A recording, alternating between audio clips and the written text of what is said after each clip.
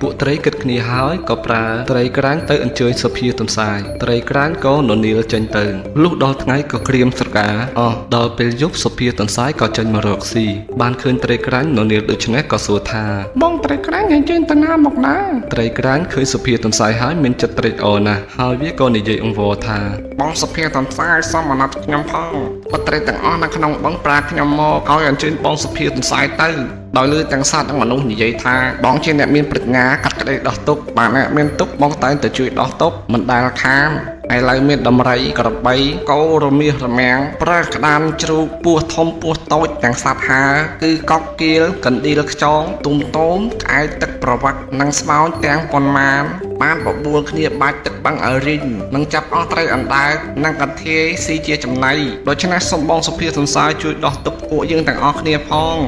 ឲ្យរួចពីភ័យនេះម្ដងបងនឹងបានល្បីគេឈ្មោះតទៅយើងនឹងតបស្នងសងគុណបងហើយនឹងដឹងគុណបងអស់មួយជីវិតឯទន្សាយឮត្រីក្រាញ់និយាយដូច្នេះក៏ឆ្លើយថាបងត្រីក្រាញ់ទៅមុនចុះទៅប្រាប់បងប្អូនកុំឲ្យភ័យចាំខ្ញុំជួយឲ្យរួចទុកកុំមានចិត្តបារម្ភឡើយត្រីក្រាញ់ក៏ត្រឡប់ទៅវិញលុះព្រឹកព្រហៀមទន្សាយឡើងទៅមាត់បឹង